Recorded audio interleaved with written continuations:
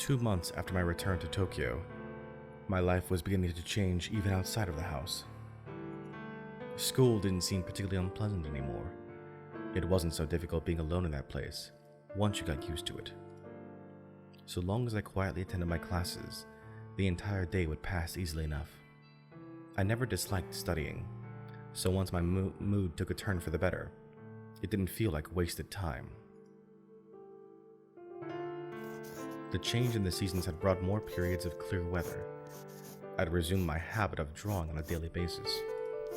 And as my mind grew calm, my art slowly began to change as well. My perspective, pointed straight up for so long, began to creep downward. Every once in a while, I'd include a townscape or two among my sketches. It wasn't exactly principled of me to be finding enjoyment in that life, but there was no point sulking forever.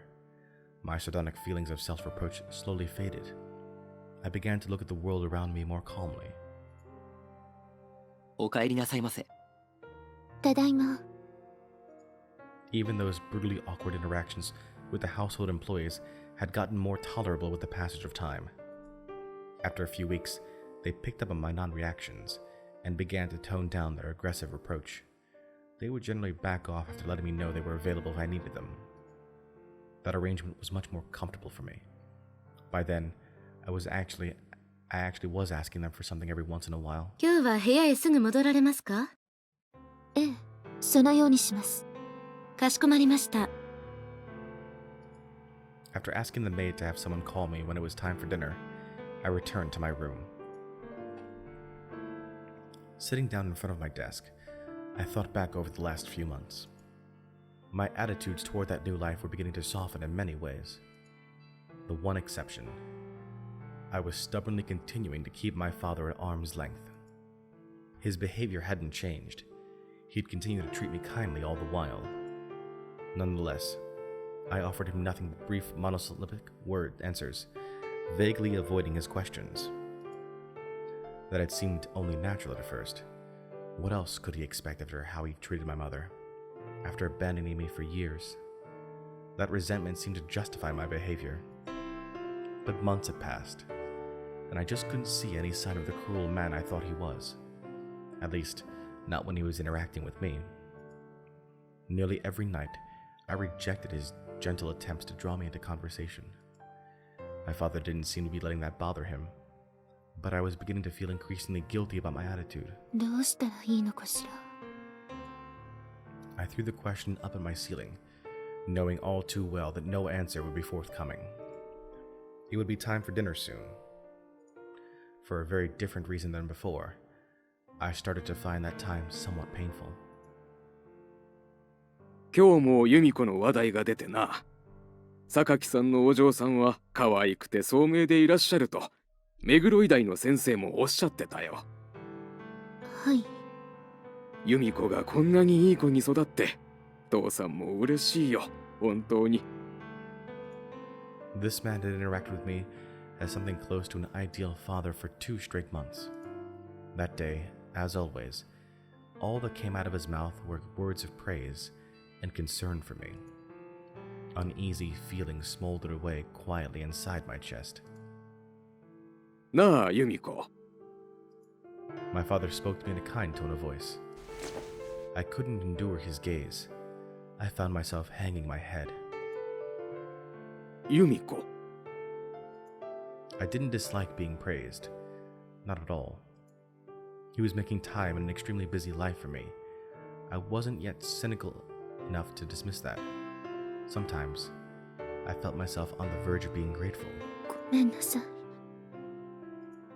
But no, not yet. That black grime was still inside me. There was always that other emotion struggling against my guilt. So long as that remained, I would never allow myself to get any closer to my father. ああ、母さんのことか。 I felt myself twitch with surprise. Until that point, I had deliberately steered clear of that particular topic. I'd assumed my father was intentionally avoiding it as well, so the turn of the conversation came as a real shock. 話して良いものかずっと迷っていたが、ちゃんと話さないと由美子も納得してはくれないということなんだろうな。そんな、私は。いいんだ。これは父さんが悪かったんだ。My father slowly began to speak. He spoke about his feelings toward my mother, how it felt when she left, and behind everything, the constant stress his incredibly demanding job had placed on their marriage. Everything my father told me turned my image of him completely on its head. 二人が出て行った時、本当に辛かったよ。連れ戻しに行こうって何度も思った。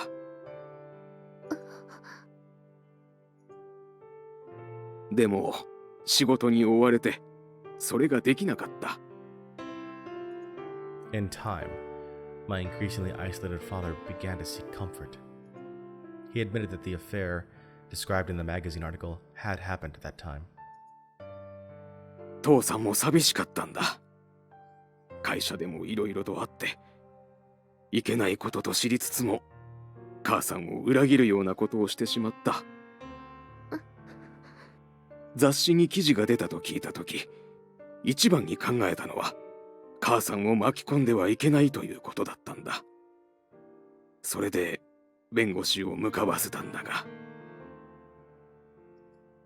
It was consistent.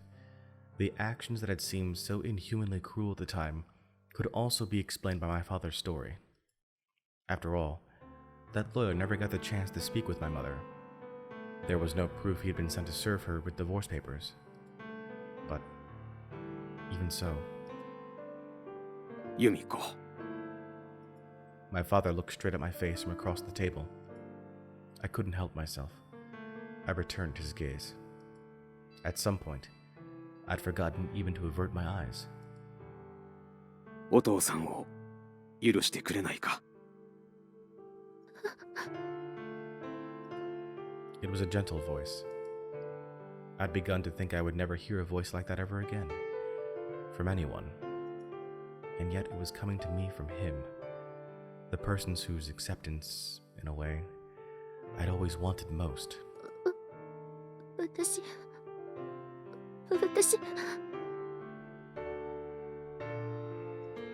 Many thoughts flooded into my head in a confusing jumble. Those words were more than powerful enough. My fragile defensive wall had finally sprung a leak. ごめんなさい。由美子。ごめんなさい、お父さん。ちょっと、私。I stood from my chair, turned away from that concerned face, and hurried out to the hallway. Halfway covering my face with my right hand, I stumbled up the stairs as best as I could. On the way up, I caught a glimpse of a servant staring at me in shock, but I wasn't composed enough to pay that any mind.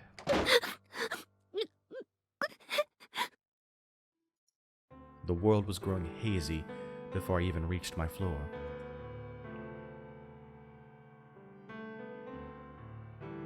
And the instant I closed the door to the room behind me, the tears came pouring down my face. One drop stained the ivory carpet beneath my feet, then another. お父さん、あんなこと。It was hard to understand.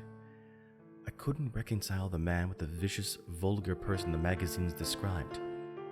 There were so many things about him that confused me. But I couldn't believe he'd spoken those words for show. It sounded as if they'd come from the heart.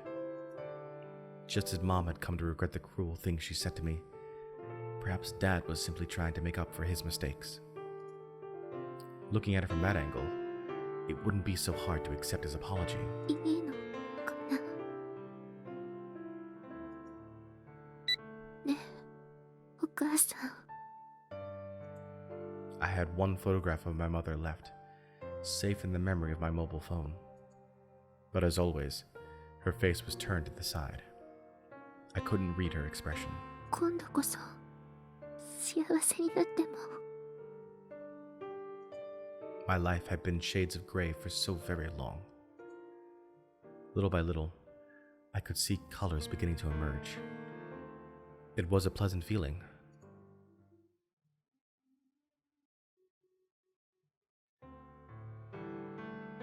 The air was still a little cold, but the sky that day was remarkably beautiful.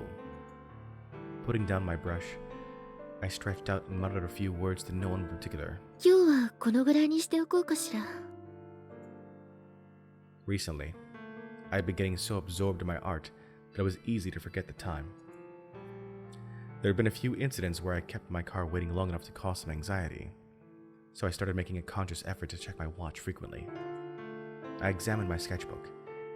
Instead of the sky that I had been devoted to for so long, today I had painted the rooftop flower bed. こんなのが描けるようになったのね。After months of obsessively sketching the clouds, the change had taken me by surprise. For a while, I just gazed down at that image, various emotions running through me. いけない、時間。I hurriedly gathered up my painting materials and pushed them into my bag. As it turned out, I was a little slow coming home after all. My life changed rapidly after my father's apology. The dinners together that had once been so painful were now something I looked forward to. I talked to him about many things. My art, formerly sketches of the sky in black pencil, had become increasingly colorful work executed with paintbrushes. Even my life at school was shifting ever so slightly for the better. 榊さん、今ちょっといいかしら。飯田さん、いいわよ。A girl who stood out even among the young ladies in our class, Ida Kanako, had begun to approach me on a regular basis. ここがちょっとわからないんだけど、教えていただけるかしら。古文の現代語訳ね。確かにここは難しいわ。ちょっと待ってて。We struck up a conversation about our work in art class one day, and had been talking like this pretty frequently ever since. She wasn't quite a friend yet, but up until then, I'd almost never had any actual conversations in school with anyone but the teachers. By my standards, it was an enormous step forward. ありがとう。榊さんの説明には無駄がなくていいわ。そんな、私はただ普通に話しているだけよ。そんなことないわよ。先生とか向いてるかもね。A perfectly normal, unremarkable little scene. But in comparison to the emptiness of my life before then, those moments made every day feel astonishingly fresh and new. お父さん、お帰りなさい。ああ、ただいま、由美子。Dad was still an incredibly busy man. Nonetheless, he would always come home at least a few times every week to have dinner with me. I used to only see his face during the meal itself, but recently, I had started greeting him at the door with a natural smile on my face. 今日はね、飯田さんとずっとお話ししていて。おお、前に言っていた友達のことだね。まだ友達とかじゃないんだけど。Previously, my father had talked and talked while I offered only brief responses, but now the situation was largely reversed. I told Dad about everything, every trivial little thing in my life. No matter what the topic, he never failed to hear me out with a smile. That made me happy. なあ、由美子。どうしたの、お父さん。美佐子が治ったら、3人で海外旅行にでも行くか。忙しくてそういうことをしてあげられなかったからな。それとも何か別のことがいいか？私、遊園地がいいな。遊園地？そんなのいつだって行けるだろう。うん、そこがいいの。My father looked mystified. Still, I stuck to my guns. When I was very small and very lonely, the idea of a family visit to an amusement park had enchanted me. I was well past the age to be begging for a trip like that, but that secret yearning had never really gone away. そうか。わかった。父さんの会社の系列にも遊園地はあるからな。それこそ貸し切りで行こうか。そんなのじゃなくていい。普通にでいいから。由美子はいつも控えめだな。よし。じゃあ美佐子が母さんが治ったら3人で遊園地に行くか。 Dad spoke those words with a smile. It was the first time I'd asked him for anything. Even as my days became happier, I had been careful not to say anything greedy, anything about the things I wanted. I suppose I couldn't quite believe that tranquil life was real. If I asked too much of the dream, I was afraid it might just fall apart underneath me. 今日は父さんとそんな話をしたと。 Ever since that day, the size of my diary entries had increased exponentially. Where I used to write, "Nothing happened" again and again, ripping off the bottom of the page for scrap paper, now I was often running out of space before I could cover everything. And in the center of my room, a canvas stood on an easel, surrounded by a colorful array of art supplies, all things I'd purchased and used frequently. もう本当に大丈夫よね。 Will something happen again? Will it fall apart in the blink of an eye? Everything was so peaceful that at times it made me uneasy. Come to think of it, those few days before my mother was scheduled to leave the hospital had felt very, very much the same. 最後出しておこうかな。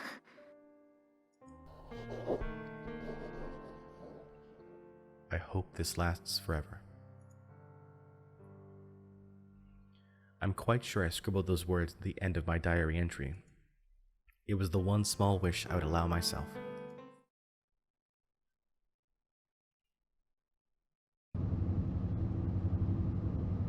The rainy season had come and gone.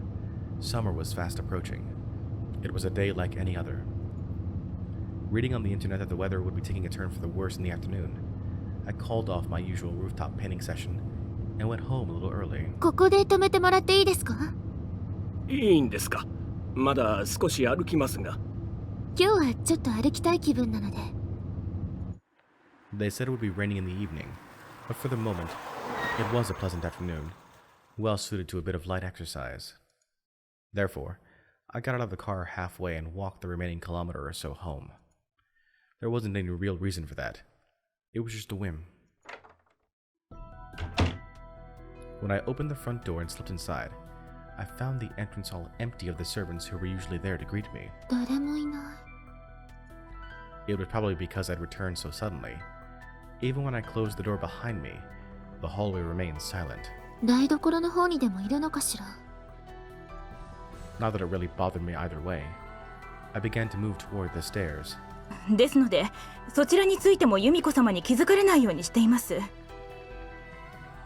But a voice from deeper in the hallway stopped me in my tracks.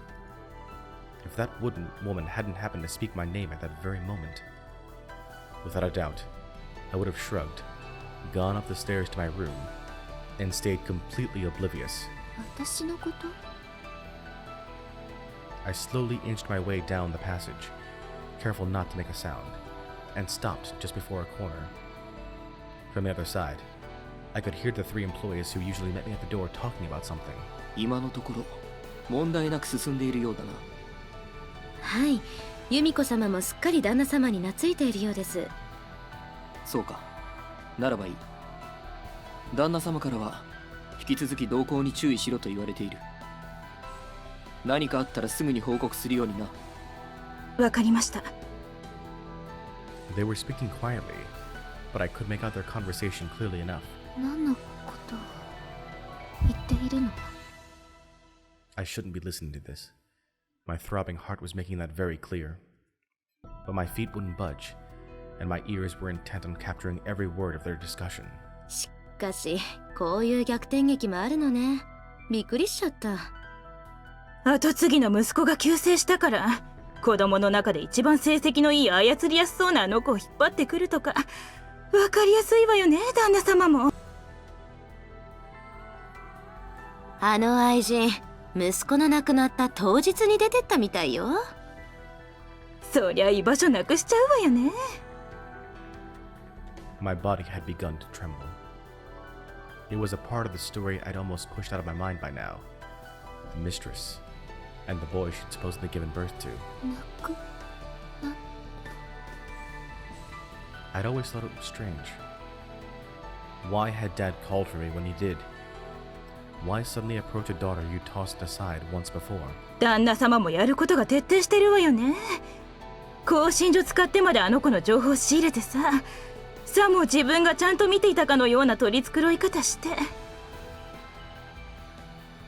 I thought that attention was his way of atoning for my mother's suffering. 今まで全然興味すらなかったのにね。そういうふりしなきゃあの子に取り入れないから必死なのよ。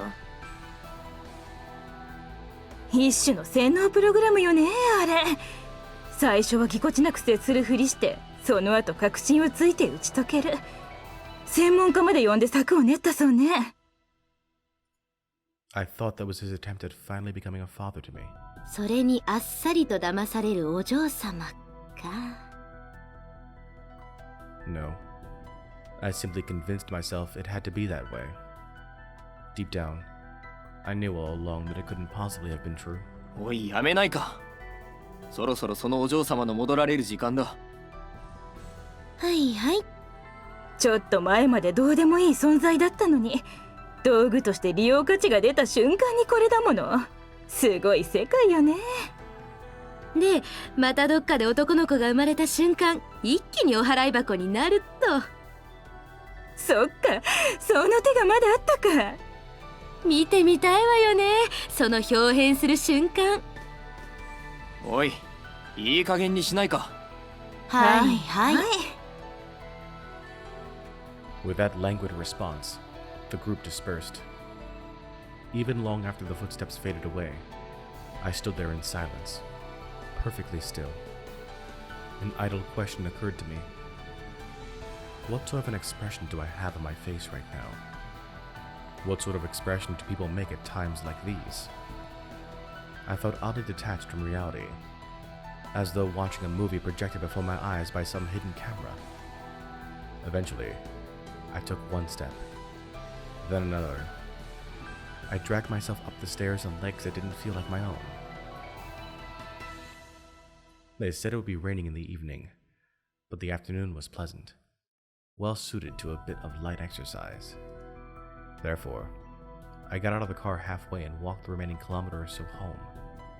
There wasn't any real reason for that. There wasn't any real reason at all. And so, I could only curse God. I reached my room. It was far too quiet inside. I'd almost begun to forget how painful the absence of sound could be. I'd almost begun to find the silence comfortable. よし、じゃあ美佐子が母さんが治ったら3人で遊園地に行くか。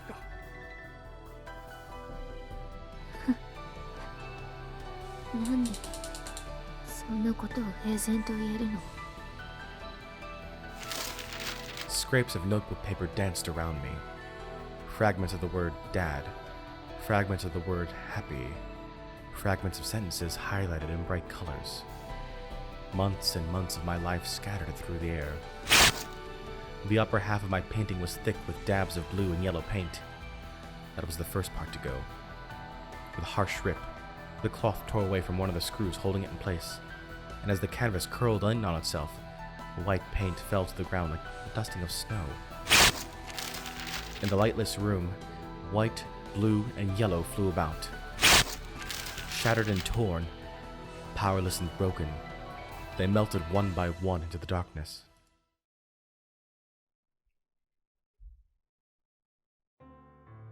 Unable to think, unable to act, I endured the night. The time came for me to wake up.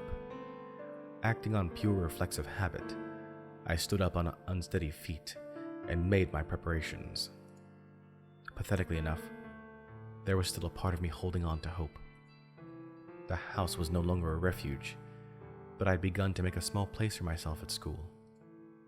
I could just make more friends, find people to talk to. Maybe that would be enough. Maybe that would be something. 飯田さん。 I caught a glimpse of the face I was looking for from the hallway. Ida-san might be willing. If I kept talking to her, little by little, she might become my friend. ですって。それで。Ida-san seems to be talking to somebody. I peered in through the window. She was sitting at the very center of a group of girls. I'd just have to talk to her later, when she was alone. 榊さんって愛人の子なんだってお父様が。 The child of a mistress. Those were the same hateful words they printed in the magazine that changed everything. まだちょっとあの子に優しくしておこうかと思うの。え、どうしてそんなことするの？そんな子だったらなおさら無視しておけば。だってそうしたらもっと興味深い話が聞けるかもしれないじゃない。どうやって榊の家に母親が取り入ったのかとか。それでね。For some reason, I thought of fruit hanging from a tree. At first, it ripens and swells on the end of its branch, beautiful and tempting. But in time, its coloration grows impure and unattractive. Its point of connection to the tree begins to creak from the strain. One thread of fiber snaps, then another. The thin line holding it to life and nourishment grows thinner and thinner. And finally, this moment, I heard something fall. I entered the classroom. The girls who had been snickering about me until a moment before innocently looked away and moved on to another topic of conversation. A few moments after dropping my bag on my desk, I slowly began to walk in their direction.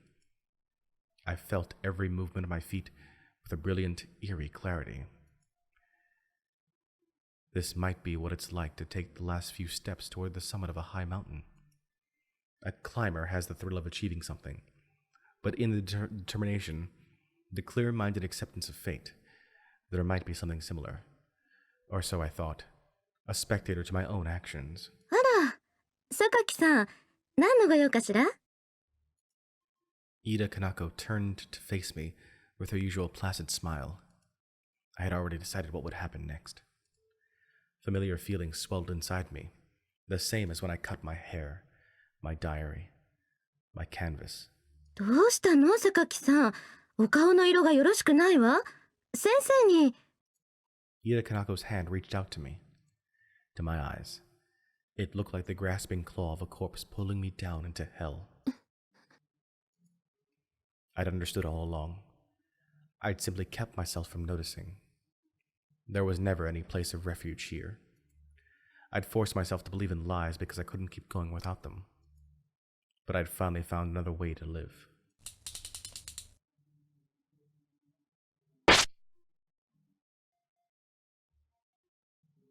I watched serenely as the blood spurted out. For a moment, she couldn't even process what had happened. For just a moment, she stared down blankly at her hand, at her palm, dyed in red.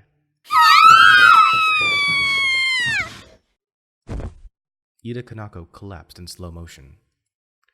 Desks clattered all around. The others backed away as if distancing themselves from a live bomb. 榊さん、あなた一体何してるの？先生、誰か呼んできて、先生を。 That's right. I should have cut it all apart. I should have just shut off my brain and cut my way to freedom.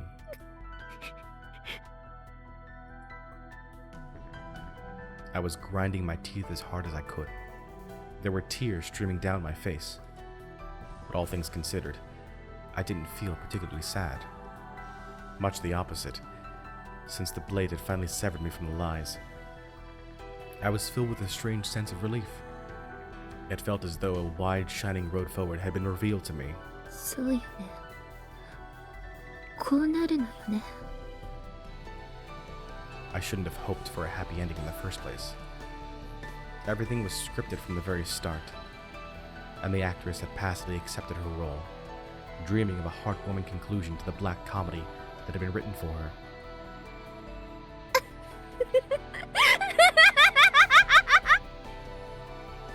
At some point, I'd begun to laugh. The tears were still rolling down my cheeks, but there was no sadness in me anymore. I'd left most of that behind on the day my mother broke, and the rest on the day my father betrayed me. I depleted my stock of sorrow.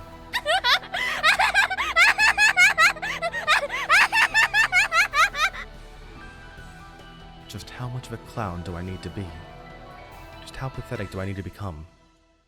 What do I need to do to satisfy my cowering audience, to please the God who wrote this play?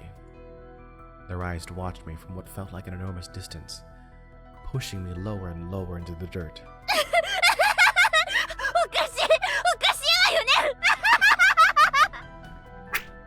I brandished the open box cutter in my right hand toward the back of the classroom. Incoherent little shrieks from my classmates were the only response. A few girls had already broken down in tears.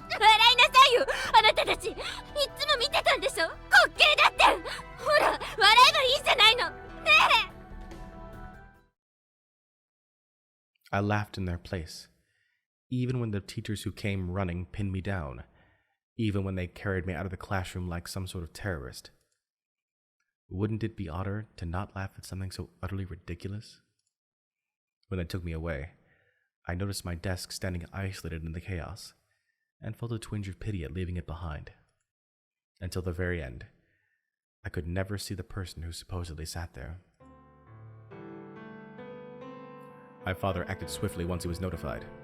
A settlement was reached with the Ida family. The incident was erased without so much as a disciplinary hearing. At first, my father tried to coax me out of my locked room with gentle words, but I refused to acknowledge his existence. After more than a month of that siege, I was half forced out, loaded unceremoniously into a car, and brought to a town where the air smelled of salt water. I understood what sort of place it was the moment I saw the high walls surrounding it. It was a housing facility, a pleasant little cage where I could be safely stowed away without the risk of causing further trouble. A woman who introduced herself as the principal introduced me to the school with a slightly fearful expression on her face. She brought me to an empty dormitory and told me it would be my new home. When I checked the bank book I'd been handed on the way over, I found a rather excessive amount of pocket money in my account. From the day I began to wear an exceptionally flashy school uniform and commute to Mihama Academy, I haven't been face to face with my father even once. Hey everyone, J2 John Jeremy here. Thanks for watching this video. Be sure to click on subscribe and the bell icon to ensure you're kept up to date on the channel. Until next time, so long and take care.